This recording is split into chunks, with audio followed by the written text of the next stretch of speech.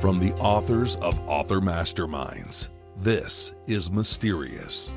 Mystery surrounds us every day.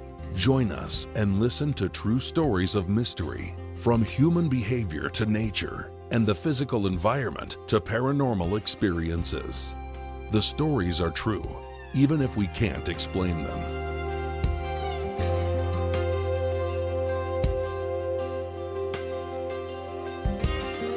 Hello, I'm Victoria Hardesty, author of Action and Adventure with Arabian Horses. I'm also a member of the Author Masterminds and the Readers and Writers Book Club, the sponsors of this podcast. Welcome aboard.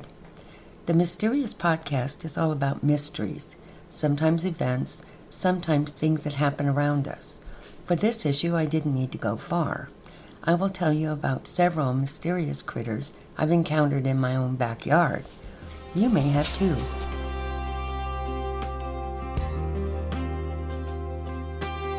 In the scorching heat of America's southwestern desert where I live, the sun beats down like a furnace in summer, and danger lurks in the desolate landscape.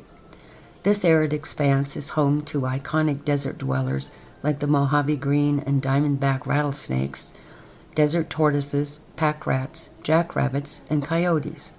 Still, it also conceals a sinister presence that goes by many names. I will introduce you to the mysterious assassin bug.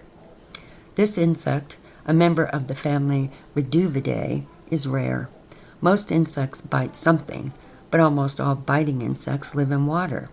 Assassin bugs live on dry land.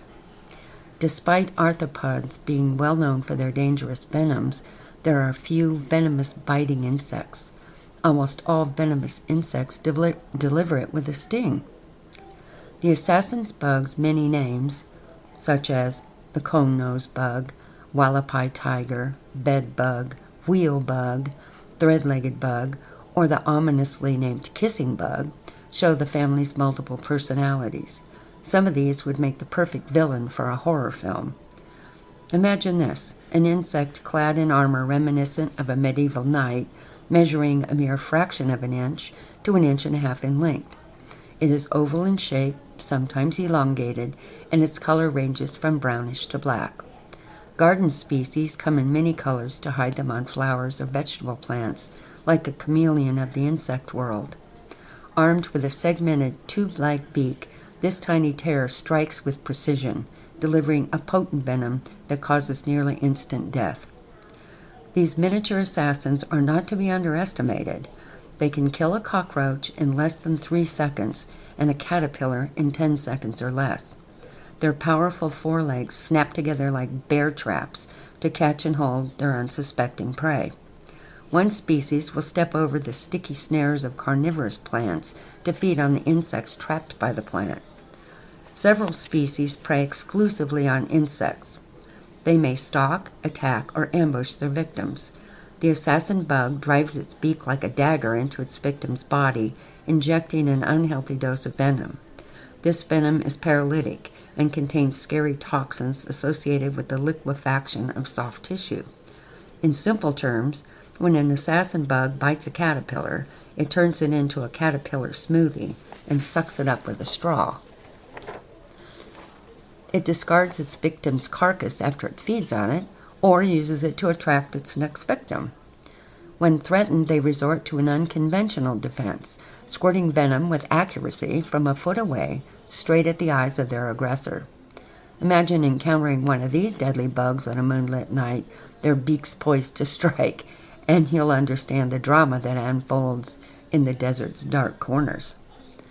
Several species prey on the blood of vertebrate animals. They go after wildlife. They love pack rats, but also domesticated animals and pets. However, the more nefarious assassin bugs, known as the kissing bug, takes a more insidious approach. They are attracted to the bright lights inside our homes. Creeping into human bedrooms under the cover of night, they target exposed flesh on the face for their blood feast. They love the soft tissues of the eyelids, ears, and lips.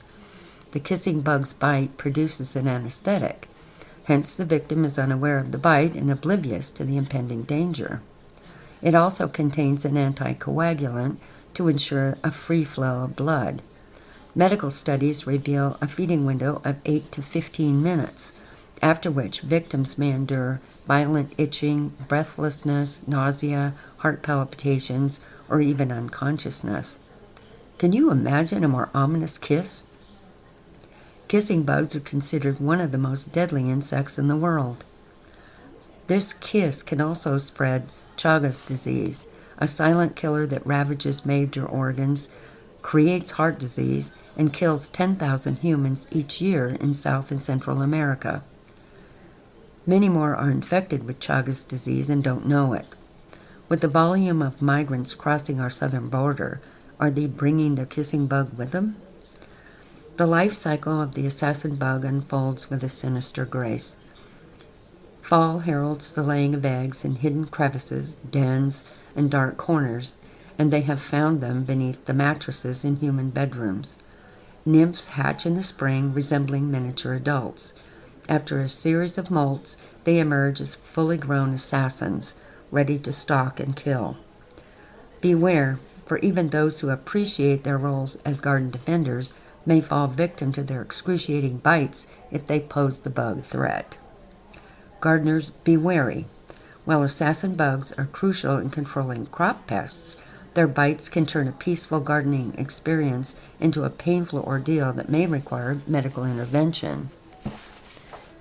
These predator insects can also stridulate and communicate through a noise similar to a cricket. They rub their beak against the beak sheath under their head. That serves two purposes for assassin bugs. It keeps their beak razor sharp and warns other predators that they are not to be messed with. With crickets, stridulation is a call for love. For assassin bugs, it's a warning with a capital W. In a region where danger lurks beneath every stone and crevice, the assassin bug emerges as a villain worthy of its name, a tiny terror that weaves a tale of horror and death beneath the scorching desert sun.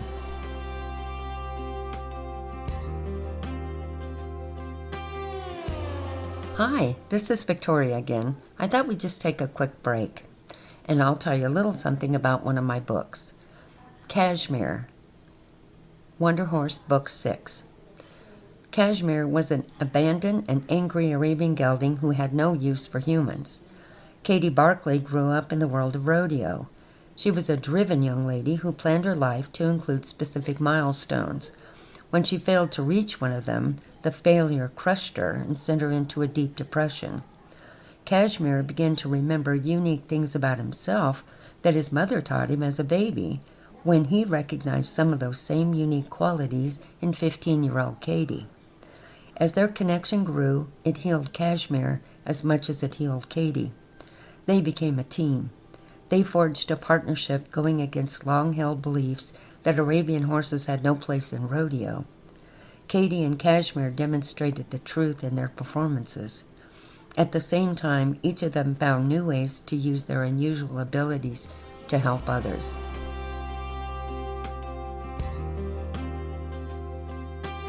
While we're on the topic of venomous bugs, let me tell you about a couple of others we run into on the ranch. The next denizen of the desert is the widow. She comes from the genus Latrodectus, and she earned her name. She's a tiny terror with a venomous bite. A mere half-inch in size, not counting her 8 legs, she strikes fear into the hearts of those who cross her path.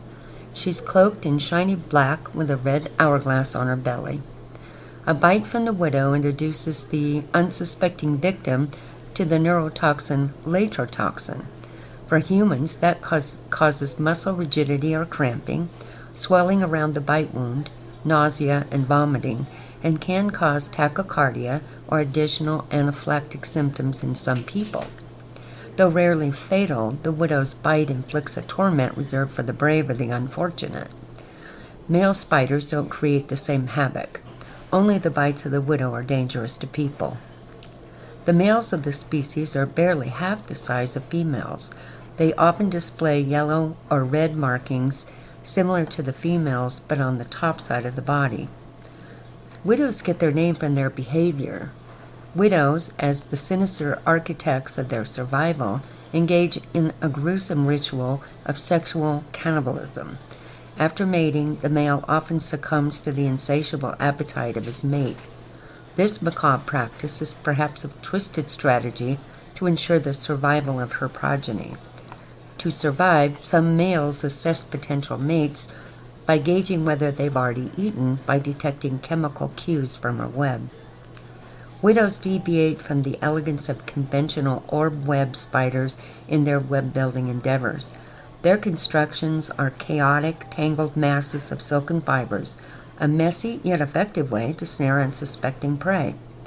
They prey on flies, mosquitoes, grasshoppers, beetles, and caterpillars. Suspended upside down in the center of her web, she pounces on her prey, bites to inject it with her venom, and wraps it in silk until she's ready to consume it. When the widow is ready to feast, she pulses digestive juices over her prey to liquefy it so she can suck it in. She's a lot like assassin bugs. She turns her food into a smoothie and drinks it.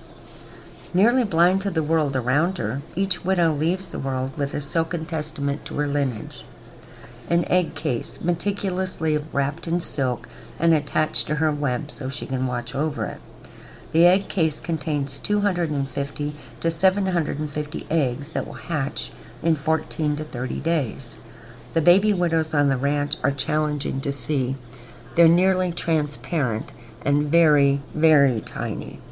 I've watched them drag out a streamer of silken web material, let the wind catch it, and then sail away in the wind.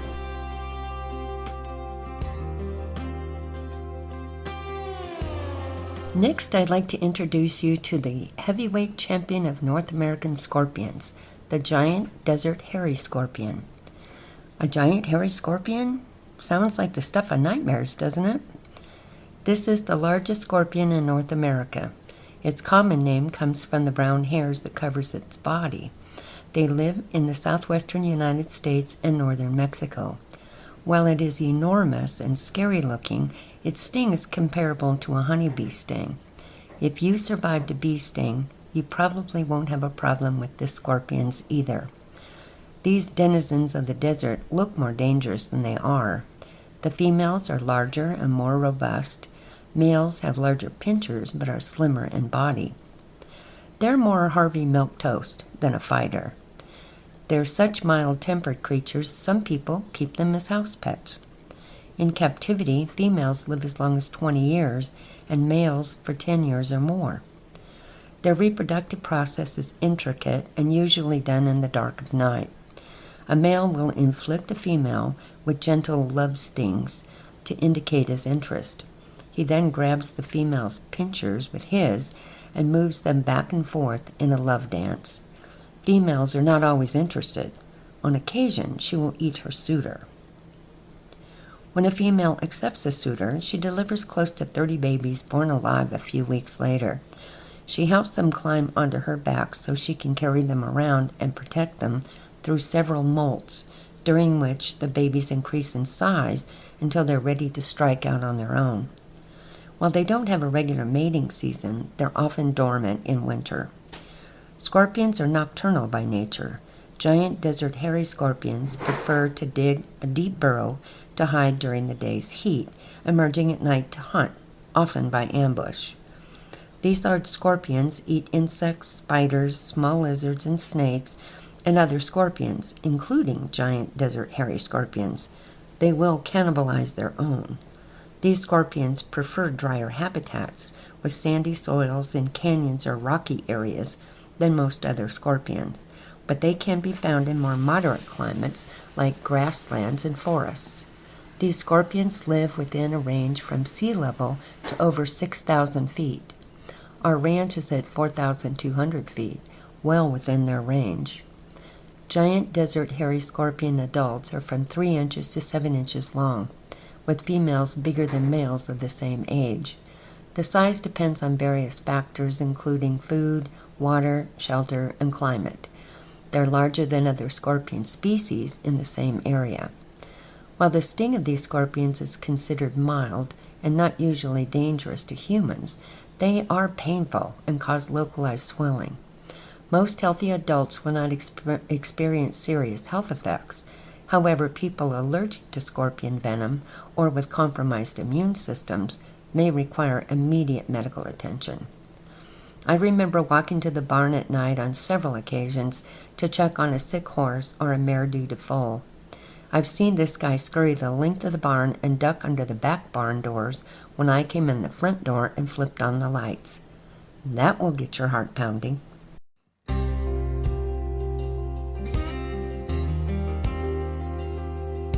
Thank you for listening. This podcast is sponsored by Author Masterminds and the Readers and Writers Book Club. Please check the show notes for more information about the book club and my books. We'll be back soon with another episode of Mysterious.